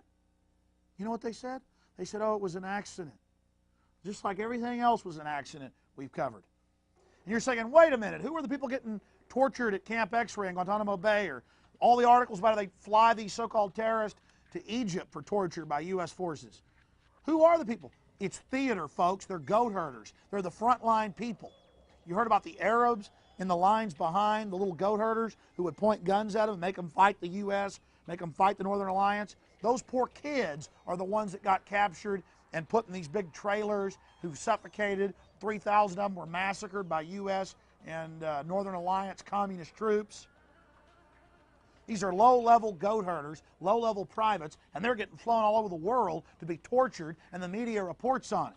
They're just playing the part of the enemy unwittingly, while the CIA operatives that got them to fight are living in the lap of luxury, sitting in hot tubs. It's disgusting, folks. LA Times, something I told you in my first film before this article came out. No leaders of Al-Qaeda found at Guantanamo. No leaders. They were all flown out by the U.S. government. Authorities accused of the Lang WTC investigation. I already covered how the bombs were going off and how the firefighters reported 2 small fires up on the 76th to 84th floor. Their last words, bombs are going off. The government's declared national security on those tapes. Well, yeah, they better. And they've claimed national security, not on the flight recorders they say were damaged, but on the air traffic control tapes. They had 58 minutes to stop the second plane. They had 70-plus minutes to stop the Pentagon plane, but of course they didn't. Authorities accused of delaying WTC investigation. New York Post. And who's accusing them? Engineers, fire scientists, experts, victims' relatives, who yesterday marched around the White House. Mayor, September 11th records should be secret. Mayor Bloomberg, Associated Press.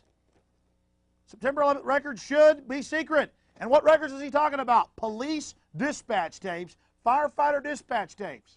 Because they have been leaked now by good officers and good firefighters, confirmed, New York Daily Press and other reports, that bombs were going off. And the news has interviewed Lou Caccioli and other firefighters. The head of the firefighter union said that they were warned not to go to work that day and that bombs were going off. You know something? I've made 2 films since September 11th. And in both the emergency release, a special report I put out for a limited time, and then, of course, my big official 911, The Road to Tyranny film, we're very proud of, I analyzed the USA Patriot Act. I went through the subsections. Of course, the USA Patriot Act is H.R. 3162. Congress passed it without even being able to read it. Ron Paul and others have been on the record saying that. Multiple congressmen and women have been on the record saying they were not even allowed to read it, but were just told to pass it. And the White House threatened that if there's another terrorist attack and you haven't passed this, we'll use it in local campaigns against you to say that you aided the terrorist. Ron Paul refused to pass it, saying that he was being terrorized to do it, but a majority of congressmen and women did. Now, after September 11th, I reported in both my films what H.R. 3162 did, a bill that no one in Congress was even allowed to read. I went in after the passage, got a hold of it, looked at the subsections, where it said they'd have warrantless searches of your house, your business, they'd take whatever they wanted, including records, order you not to tell anyone that they were there, that American citizens, for any crime, any misdemeanor or felony, any violation of federal or state law, would not be able to have lawyers or face our accusers or even have a trial by jury, that we could be indefinitely held. And it clearly said that the new definition of terrorism was any action that endangered human life that violated federal or state law. That was Section 802 of the USA Patriot Act. Despite the fact that I had read the legislation, I was still stunned September 5th when the Associated Press mirrored my analysis of the USA Patriot Act. And I read from Newsday, from the Associated Press, overview of changes to legal rights. Some of the fundamental changes to Americans' legal rights by the Bush administration and the USA Patriot Act following the terror attacks. Freedom of association. Government may monitor religious or political institutions without suspecting criminal activity to assist terror investigations. Came out that Denver, Colorado, and many other cities have been doing this for decades. And it's not just so-called radical groups that are being spied on. It's the Kiwanis Club, the NRA, the most innocent groups you can imagine. Does that intimidate you, Americans? It should infuriate you to expose the terrorists that are keeping these lists on Americans. Freedom of information. Government has closed once public immigration hearings, has secretly detained hundreds of people without charges, and has encouraged bureaucrats to resist public records requests. Oh yeah, they're shutting down the Freedom of Information Act, you name it, on anything you can imagine. Freedom of speech. Government may prosecute librarians or keepers of any other records if they tell people the government subpoenaed information related to a terror investigation. Oh, it's more than just gag orders and subpoenas. Legislation clearly reads they can sneak and peek, break into your house, take whatever they want, and then order you to never tell anyone. Right to legal representation. Government may monitor federal, prison, jailhouse conversations between attorneys and clients and deny lawyers to Americans accused of crimes. Not terrorism, crimes, because now crime has been defined as terrorism. You've seen the ads where they've equated the war on drugs with the war on terrorism. Freedom from unreasonable searches, the Fourth Amendment. Government may search and seize Americans' papers and effects without probable cause to assist terror investigations. Right to a speedy and public trial. Government may jail Americans indefinitely without a trial. Government may jail Americans indefinitely without a trial? Period. Not for terror, for anything. Not for foreigners, as Ashcroft said. He said, you're with the terrorists if you say we're taking American citizens' rights. We're like, excuse me, we've read the legislation. It clearly states that. Oh no, those that talk about phantoms of lost liberty. You're only helping the terrorists. You will lose your liberty if you say this. It's an open threat. To those who scare peace-loving people with phantoms of lost liberty, my message is this. Your tactics only aid terrorists, for they erode our national unity and diminish our resolve. Charges of kangaroo courts and shredding the Constitution give new meaning to the term fog of war. Since lives and liberties depend on clarity, not obfuscation, and upon reason, not hyperbole, let me take this opportunity to be clear. My message to America this morning then is this. If you fit this definition of a terrorist, fear the United States, for you will lose your liberty. Right to liberty. Americans may be jailed without being charged or being able to confront witnesses against them. Oh, jail you without charges. Get rid of habeas corpus. And on top of that, don't let you face the witnesses brought against you. Absolutely incredible. Can you imagine things like this happening before September 11th? That was the only pretext they needed to promote implantable microchips, helicopters, face scanning cameras, national ID cards, FEMA camps. It's all in the news now. They're telling you it's for your safety while they leave the border wide open. You think maybe we're giving up our freedom voluntarily? Absolutely. We have no choice. We have no choice. We have no choice. FBI asked lawmakers to take lie detector tests in September 11th leak investigation. Again, they're going after people for leaking government prior knowledge and involvement. They're going after whistleblowers. And under Homeland Security, you can't report sexual harassment in any federal agency that's under it. And it's not 22 agencies, it's 102. You cannot report embezzlement. You are the property of the government under Homeland Security. In an amazing admission, Ari Fleischner admitted, White House press secretary admitted, why are you putting out all these warnings that we're about to be attacked any day by nukes or smallpox? And he said, well, maybe it's because all this government prior knowledge news. He actually said that at a press conference. Washington Times, alerts tied to memo flap, putting out fake alerts to distract from the FBI agents going forward and the knowledge of the information of government prior knowledge coming out. And then the whitewashes. Did Bush do enough? We got to give him more power. It's just an accident that September 11th took place. Report cites shortcomings at FBI, CIA, NSA, and the people putting out these reports are the very folks helping to run the operation of September 11th, the heads of these disgusting intelligence committees. Bush, CIA, FBI didn't communicate well before 9/11. Now we need a domestic CIA. That's what they're all reporting now. NSA didn't share key data of September 11th. Bush concedes CIA, FBI faults, but doubts attacks were avoidable. Oh, yeah, sure. You know, again, it's, oh, yeah, there is prior knowledge. See, they know you're hearing about all this, but it's just prior knowledge. Remember, they keep trying that. Bush asked Daschle to limit September 11th probes. Remember that? And Daschle tries to polarize things and make it a Republican-Democrat thing. These guys are all puppets at the top. Bill Clinton could have arrested bin Laden. The Sudanese offered to do it, offered to give our government the names of al-Qaeda in this country. That's all confirmed. Clinton answered by shooting cruise missiles at them. Now, there are over a dozen FBI agents that I know of personally who are saying it's government involvement in the attacks. I just want to point out that Rowley, again, is a shill, is a distraction. She's on the periphery just saying the government screwed up and needs more funding.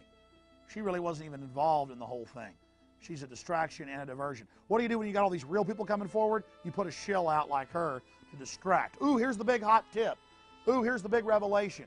And then it's just some side issue. A real FBI whistleblower, though, reported that her superiors must have been working for al-Qaeda. Again, we turn that around the right direction. It's the FBI runs al-Qaeda, and of course her name is Sybil Edmonds, and she's filed a lawsuit saying her superiors ordered her not to stop al-Qaeda when they knew that they were planning to fly aircraft into buildings. And she's saying, why is the Justice Department and the FBI blocking her deposition of her superiors? Why are they protecting them? Because her superiors were following orders, honey. That's why. And who's involved in this whole 911 whitewash that they conducted? Not just people that were meeting with the spy chiefs involved in running the attack, but also the head of the September 11th probe allegedly obstructed Danforth's Waco inquiry. Former FBI counsel held onto papers and obstructed justice. I mean, what a collection of people. He was also involved in the Ruby Ridge cover-up.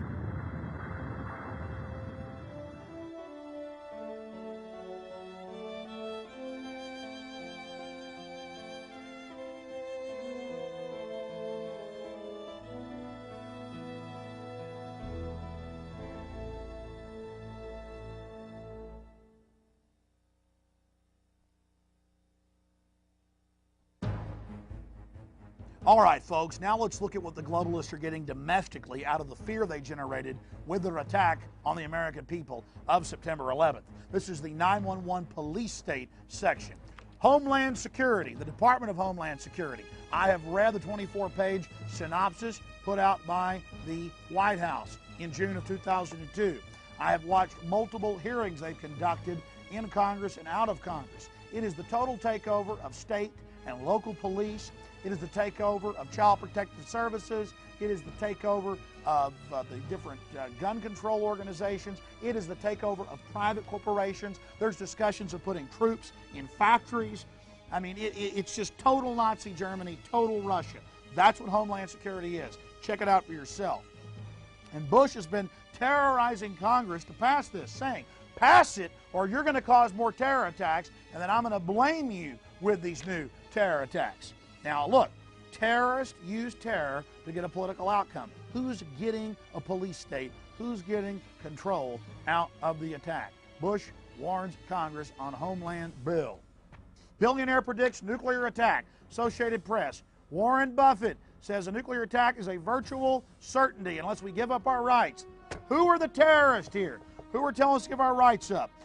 Ridge says terrorism is permanent. Get ready for more terrorism. Not a question of if but when. Americans will have to give their rights up.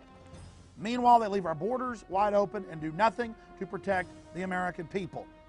Who are the real terrorists? And then they announce the TIPS program that was set up years ago for gun confiscation and tattletaling and reporting those that are using CIA drugs. Washington Times, Planned Volunteer Informant Corps elicits 1984 fear. Your cable guy, your school teacher, your auto mechanic, all being your mailman, all to be spies. And by the way, when they announced this, there was a huge backlash. They claimed they were getting rid of it. They're liars. It's on the FEMA website right now. Millions of Americans tattletale spies. Good. We're standing up strong and telling them that they're the terrorists.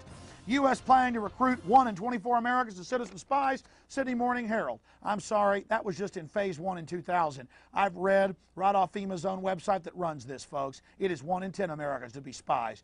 That is double what the East German Stasi had. And you're thinking, well, at least we're not as bad as Russia.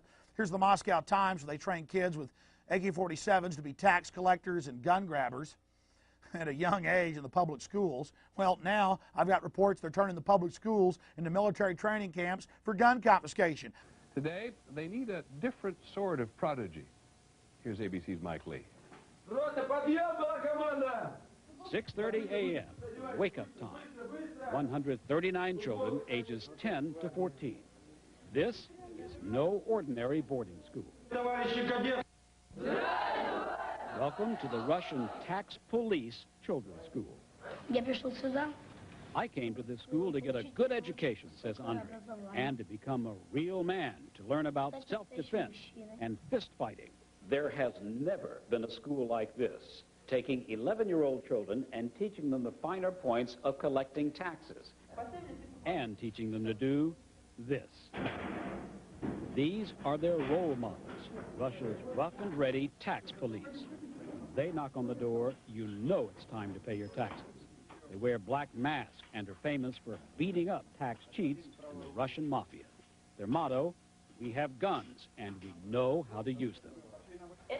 At the tax police school, many of the children are orphans. Others are from broken homes. They get decent housing here, regular meals, and a guaranteed high school education with a very strange twist. How many of you think you will get in a gunfight with criminals when you grow up? How many of you are afraid of doing that?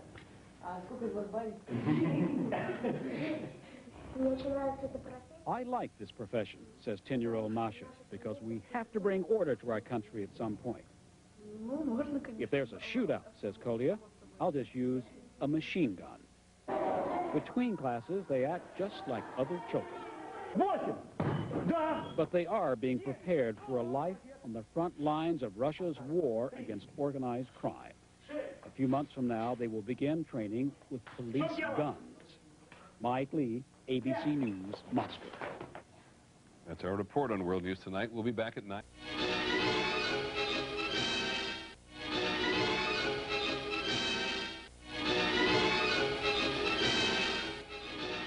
Here's the Philadelphia Inquirer, folks.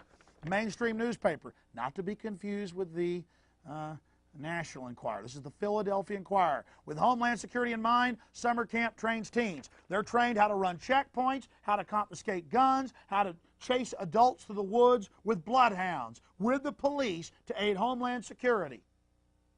It's called Secure Corps, a subgroup of FEMA, set up 3 years ago, 2 years before September 11th. Years ago, I found this on the Army's website, and I made a big deal about it on the air. It was classified in the 80s. They declassified it in the 90s. Americans are already in 12 camps working in slave labor. One camp saves $3.5 million a year. Fort Bliss, Fort Dix, Camp Atterbury, Fort Lee. Americans in camps, civilian inmate labor. And we'll put a link up on the on Infowars.com for you, or you can just go directly to the website and read this on the Army website for yourself. Here's another one. Again, you're doubting me. I remember years ago reporting this. I've been to the FEMA camps in my police state films. We show you up-close video of Marines trying to confiscate your guns and admitting it on tape. Before September 11th. This is now after. LA Times. Camps for Citizens, Ashcroft's hellish vision. Attorney General shows himself as a menace to liberty.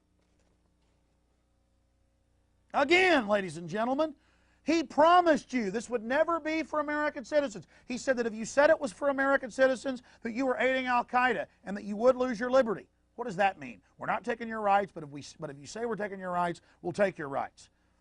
See, that's double-sided propaganda. That's saying, if you're dumb out there, we're not taking your rights because we know you're dumb and you won't check it out. If you are smart and know we are, we're taking your rights away. He said that to Congress. These people saying there's phantoms of lost liberty. Hey, buddy, I've read the USA Patriot Act. It's the end of America. It's all about American citizens. And now people have read what you've done. You're building your giant FEMA camps. I've got the reports right here. FEMA just put out a bid for 3 1-million-man camps. You say, oh, they'll never get away with that. If the government blows up more stuff, they will.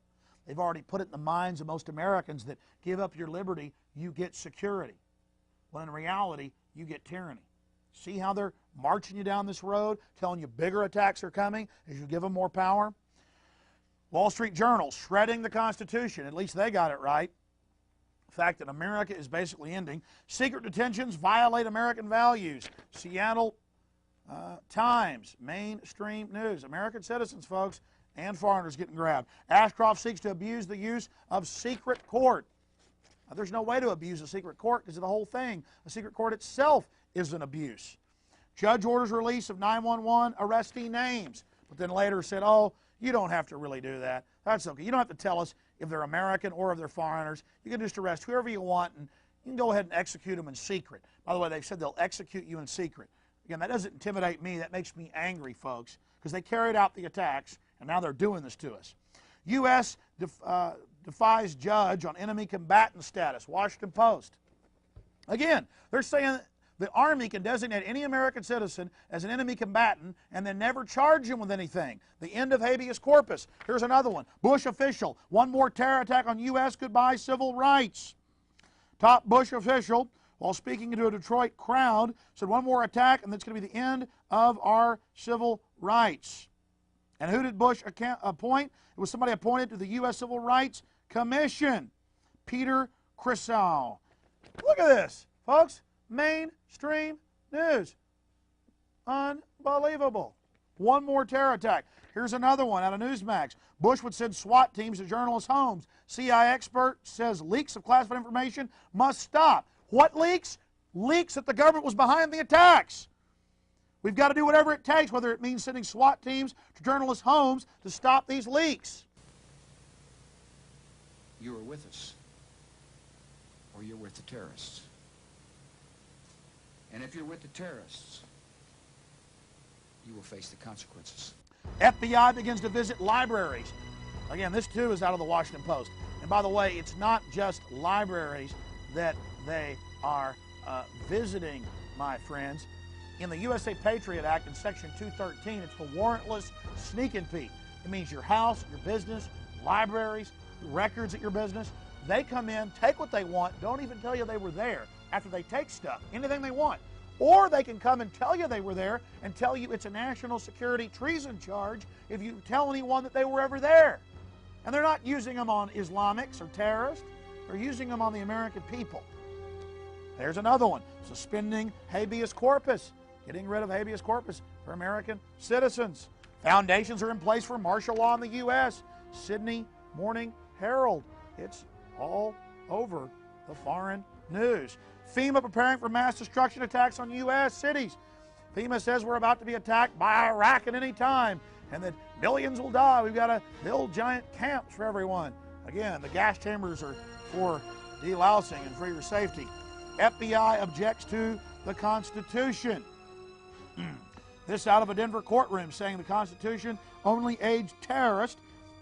The jury asked for copies of the amendments to the U.S. Constitution concerning the deliberation, and the judge overruled the motion to read the amendments to the jury and said the Constitution is a terrorist document. This is America, folks. FBI objects to Constitution. Mainstream news. Meanwhile, they're telling you to give up all your liberty. Think about this. They're telling you to give up all your liberty for security. The borders are wide open. They're funding every terrorist organization you can imagine. Bill Clinton transferred 2 nuclear reactors to North Korea that produce fissile material to produce warheads. They will arm the hereditary dictator of North Korea who kills millions of his own people with nuclear weapons material, but they want your guns, America. And now, just in case you think it's just Bill Clinton, George Bush is going to transfer another 4 nuclear reactors to Kim Jong-il. Police state cashless society control grid. Quickly, Popular Science put out an artist rendering of the new card, the new national ID card. It has an all-seeing Illuminati eye on the front of it, and Winston Smith, the dehumanized character from 1984, is the name of the subject. This is a sick joke. They know most people won't even know what they're talking about. The article is for the national ID card, cashless society, taxation control grid, but it has an all-seeing Illuminati eye on it, and the name of the man is Winston Smith.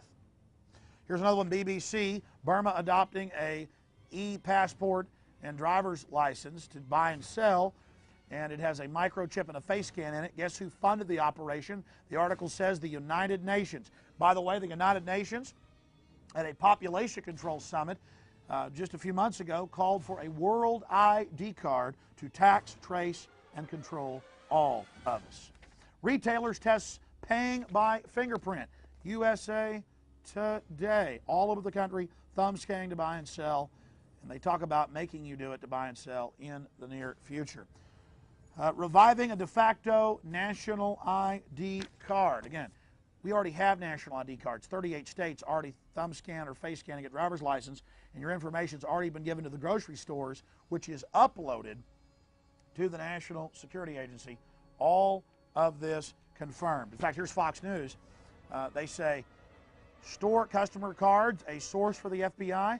Then they admit major chains routinely upload all your purchasing records off credit card and discount cards, upload this to NSA. They were even doing that, by the way, before the attack. Police asked stores to take fingerprints. Arlington police are asking businesses to voluntarily participate in a program to take customers' fingerprints if they pay by check. Read on into the article, that means by credit card or debit card as well. And they claim it's going to stop fraud. But we know that the city of Arlington has taken money by some of the big biometric companies. Because who's going to want to get ink all over their hands? Oh no, they got $100 hand scanners for you. And it just so happens these technologies were developed by the Defense Department and transferred to companies like Visionics and North American Morpho Systems. Houston Chronicle, it's kind of touch and go. Kroger's and H-E-B food stores putting in thumb scanners. Plan to go statewide in the state of Texas. You better boycott and protest that, ladies and gentlemen. Cashless society inevitable. A boost to globalist taxers. Again, the UN and the OECD just met in The Hague in the Netherlands and in Washington and called for thumb scanning and face scanning to buy and sell or national ID cards to have a global tax so you can't escape an 85% tax level, which they are pushing for. Don't think it'll happen? Yes, it will incrementally. Shops try chips for tracking every move by a client. Monitoring system, note what catches customers' eyes. This report says that Walmart, Sears, Target, everybody, starting next year, is going to put tiny 3-cent microchips in the clothes, the shoes, Campbell's suit cams, Kraft, Procter & Gamble. It's going to be all in the clothes, all over your body. And when you leave, they'll scan your name, whether you like it or not, onto the purchase. And they're going to have radio readers around town. Walmart's already wired a major city in Arkansas with this system, the Washington Post reported. Again, this is the Washington Post, ladies and gentlemen. And this was posted in the San Francisco Chronicle. So, how are they promoting microchips? I'm sure I don't have to tell you that they're all over the news saying we've had kidnappings, put microchips in the children. And I made films about that years ago and got laughed at, and now it's all over the news. Put microchips in the children for their safety. Why, we've been doing it with doggies for years. Do you know how to keep your children safe? We'll tell you tonight. In the next year, you'll be able to use your teen's cell phone to locate them 24/7. Younger children will get a small global positioning device hidden in their wristwatch or backpack. And just around the next high-tech corner, an electronic chip like this that can be implanted under your kid's skin. Let's say children in your community start wearing wristwatches with GPS devices in them. Can't that only be a good thing for the community if it keeps children safe? I would love that. I mean, what's a parent's fear? I think it's a parent's obligation to ensure that their children have a chance to mature, to grow, to realize their potential. And if it means it's Big Brother, so be it. You got to do what you got to do to keep your kids safe. Civil libertarians, eat your hearts out. Civil libertarians, eat your hearts out. Applied Digital Solutions could track human beings by satellite. All right, we got the Van Dams, we got this little girl Elizabeth Smart, we got this girl in Pennsylvania, we got Samantha Runyon, we got this other little girl, one after another, after another, after another, after another. And parents around America saying, we can't even allow our kids to play in the front yard. Is there anything, technologically speaking, that they can do that could help in a situation like a kidnapping? Is there, for example, a microchip, a watch, a tracking device we can use for our kids? We are working on a product that we have called internally a PLD. PLD stands for Personal Locating Device, which is an implantable GPS for which our company owns a patent and can be implanted surgically in the clavicle area of a child or someone that you are interested in tracking. It is the first implantable microchip for humans that has multiple security, financial, and healthcare applications. One thing I would just suggest, I'm just an outside, soon-to-be investor. I love this idea, by the way, Scott. I think this is great. Thank you, Sean. Put Put it in earrings, put it in a cross, make it smaller, maybe not implantable, and I think let parents choose. It's not the government, so I like it. But we're currently working on those applications. Good. I hear music, so thank you for having me. Give me a cut, Scott. No, I'm kidding. all the best. Thank you. Thank I think you. it's a great product. I really do. Fort Worth Star Telegram. Fearful parents turn to privacy devices. Gets into the microchips. This report comes from the Air Force website. It was also on the Federation of American Scientists. They explain how they're going to get you to accept implantable microchips. It says the PR implications, how they're going to use the media to condition the public to take microchips. This was from January of 2000. Rental car companies may be tracking you via GPS. And now they've admitted that most new cars have satellite tracker boxes already in them. They've started taxing people in England with the satellite tracker boxes. And I've read the federal documents where they plan to start taxing and tracking us with satellite tracking boxes in our cars here as well. And in Los Angeles and north of LA, they're going to make you carry a transponder tracker. That was in the New York Times. I mean, this is getting too out of control. College seeks security in thumbs. Colleges, to buy and sell, to get their lunches, to get into their libraries, got a thumb scan. Again, training of generations. They're doing this with the junior high and middle school and elementary school kids. They're making them thumb scan to get their lunches, training them for the cashless society. No cash allowed, getting them into the control grid. I also wanted to talk, just to warn you, about the hundreds of reports confirming dozens of vaccines full of cancer viruses. That's why cancer's up by 400%. This is out of the National Post of Canada.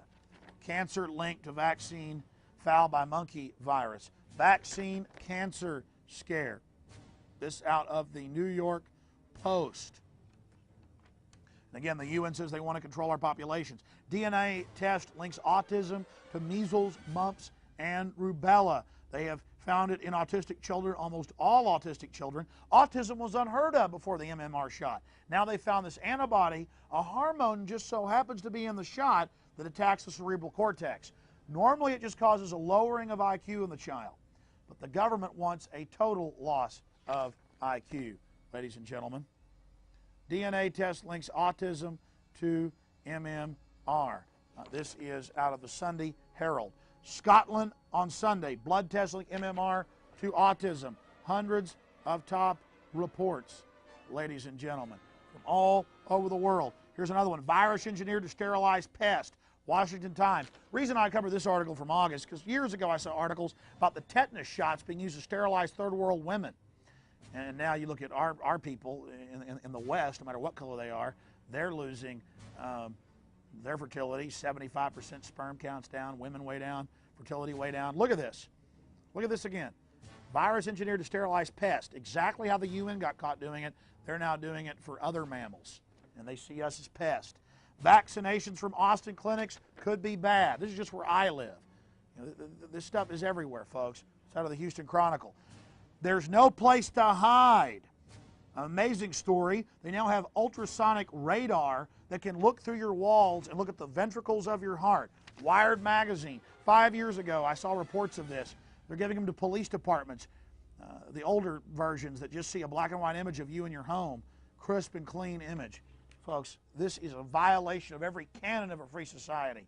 And since they've gotten all these technologies, have we been safe? No, we've been attacked by terrorists.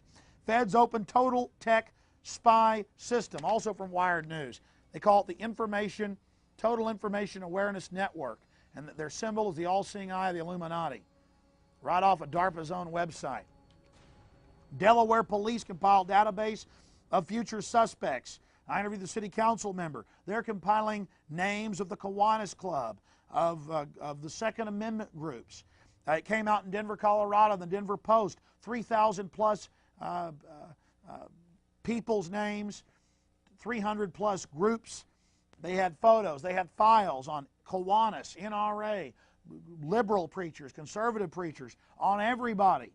They won't control our borders, but they got files on the American people because we're the cattle, we're the producers. I'm not trying to scare you here, folks. It's gone so far, we got to tell the truth. Delaware police database on future subjects, people who've never committed crimes. Associated Press, pre-crime. U.S. report foretells a brave new world. I talked to these folks. U.S. National Science Foundation says we will all be implanted with microchips in our brains in the next 20 years. Same thing the Air Force and Federation of American Scientists said. This from the Sydney Morning Herald. It says we will all have chips put in our heads. This is the U.S. government's plan. They've done everything they said they'd do. Now, they blow up cities with nukes, which they've said is going to happen. They claim it's some shadowy, Goldstein enemy right out of 1984. Bill Joy, co-owner of Sun Microsystems, author of the Java language, worth about $8 billion. Wired magazine says the elite plans to kill us, 80% of us, so they have access to life extension technologies. Why the future doesn't need us. Why humans are an endangered species. Again, Bill Joy, multi-billionaire, having a pang of conscience, telling you they plan to kill you. Ted Turner, Prince Philip, they've all said it. I put that in my other films. 8th Circuit Court of Appeals rules that they can have unlimited forced drugging of people that haven't even been charged for unlimited period of times to prepare you to be charged. And they've been grabbing in test cases middle-class doctors and others and forced drugging them. This put out by the American Association of Physicians and Surgeons. City to tax rainwater. From North Carolina to Washington State, cities are now saying they're going to tax you for the use of rainwater with meters. I'm not kidding. Mainstream news. Just talk about total tyranny. Talk about Big Brother, folks. This is it. Did you ever think you'd see them on the nightly news saying you need to take implantable microchips in your brain? Well, they're now doing it. Will military enforce domestic law? Bush, Ridge look at suspending 1878 Posse Comitatus Act. And they've been all over the news saying that. Again, we have 700,000 police. Why do we need military? Because they are a force that takes on the general public. They are not a force that goes out and fights terrorists. Administration mulls whether to give military more power within U.S. borders. Associated Press. Now again, I made films about this in 97, 98, 99, 2000. I warned you. I said terrorism was coming. They were going to spring these troops on us. Now they're getting rid of Posse Comitatus. Meanwhile, there's thousands less Border Patrol agents on the southern border because the government is cutting their pay and then raising the pay for other federal positions on purpose. Our borders are a sieve. Immigration bill offers felons a second chance. And not just aggravated felons convicted of murder, rape, robbery, pornography, child pornography, arson. They want them to come here as illegal aliens and to become members of the military. I mean, yes, you're not living in the Twilight Zone. This stuff is really happening. Because it says legal aliens, but you read in the bill, it's illegal aliens too. So if you're a felon, they want you. Again, Hitler wanted criminals working for him. So did Stalin. And the British brought in foreign troops. Hessians. Why? Because they'll shoot at people, folks. Foreigners find military fast track to citizenship. Again, more on that. Here's a key story. The Globe and Mail. Landry sees more fluid Canadian-U.S. border. Pan American Union under Northcom actually says it. Here's the Toronto Star. Primers, governors promote open border. North America will lose out to Europe in a new global economy unless Canada and the United States open their borders, create a Pan-American Union. Here's the Globe and Mail. Canada-U.S. near troop deal.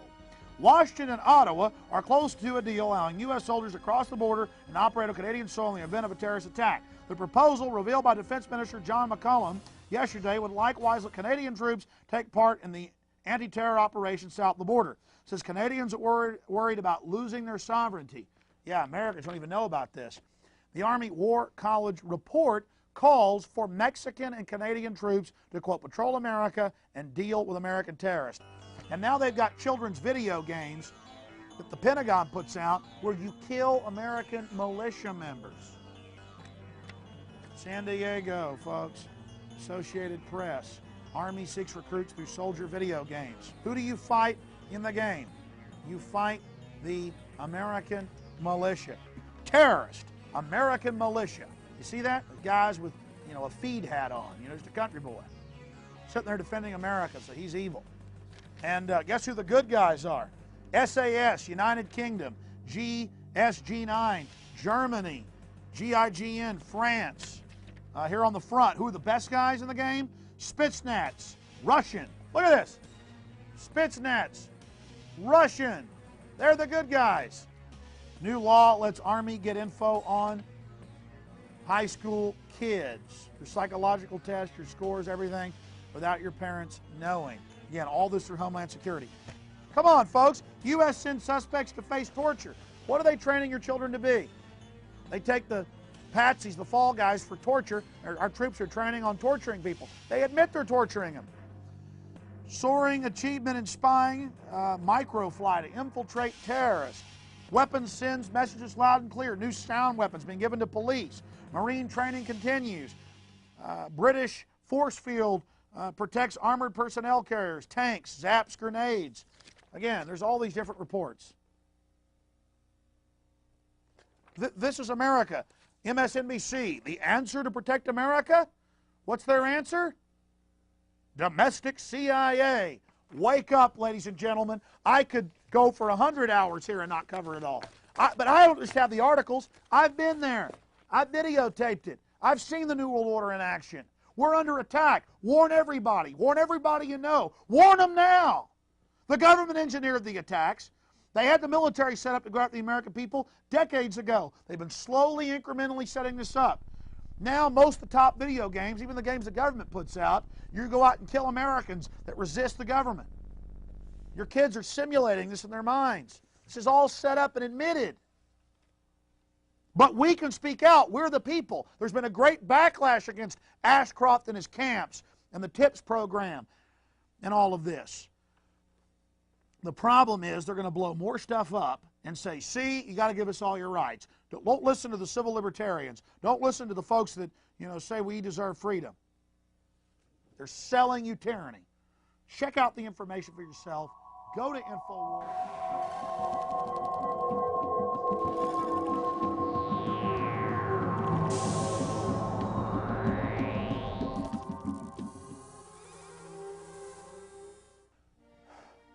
Thanks for watching this presentation. It's frustrating for me to have to go this fast and to know that I've only covered a small percentage of the information. If you'd like to learn more, be sure and visit my website daily. It's Infowars.com. And it's better than any newspaper out there I've found. We update the site with mainstream, alternative news, government documents, you name it, from around the globe. But bottom line, folks, America and the world is under attack by the globalists. They're using terrorism and the fear of terrorism to destroy our sovereignty, to bring in foreign troops, to militarize our police, and to turn our military against us. Every nightmare the old-timers ever talked about is now happening. And how did those old-timers years ago know that all this was going to happen? Because they were reading the State Department's own documents. They were reading Foreign Affairs put out by the Council on Foreign Relations. they had watched world history, and they could see the changes that were already taking place. America's a great land, and she's strong. But there's too many wolves in sheep's clothing pulling at her heart, stabbing at her innards. We're losing our country. We're losing America. And our children won't grow up in a free country. They'll grow up in a high-tech police state. So understand me, folks. The government is behind the terrorist attacks. The First World Trade Center, Oklahoma City, the Second World Trade Center. And they're telling us more terrorist attacks are coming, and that we've got to give up our liberty if we're going to have any security. Folks, that's a fraud. We know who has the motive for September 11th. We know who's getting the pipelines and shipping in the opium. We know who's selling the weapons with the Carlyle Group, the Bushes, and the Bin Ladens. We know who's getting the police state here domestically, and all these big un-American corporations that are out there promoting it. So start researching this information.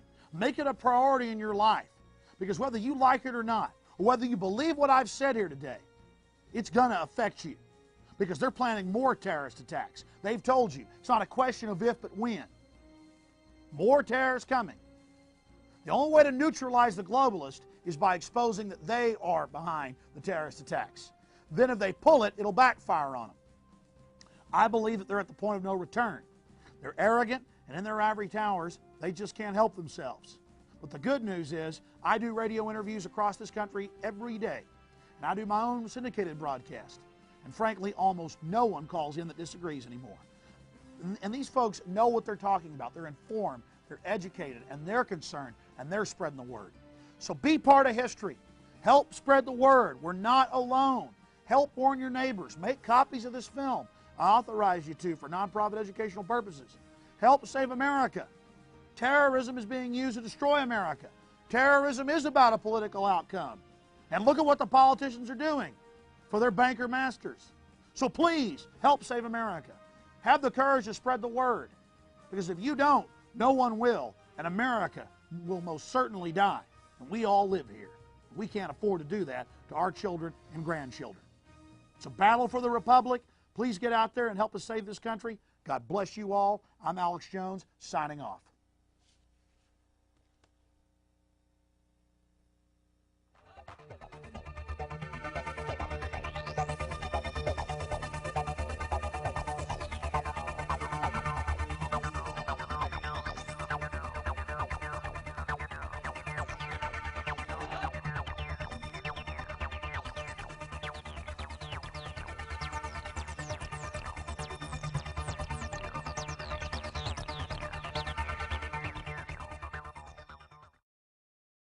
Visit Infowars.com and PrisonPlanet.com. When you're on the site, you can also tune in 24 hours a day to my daily radio broadcast. There's also a free iPhone app to listen to the syndicated radio show when and where you want.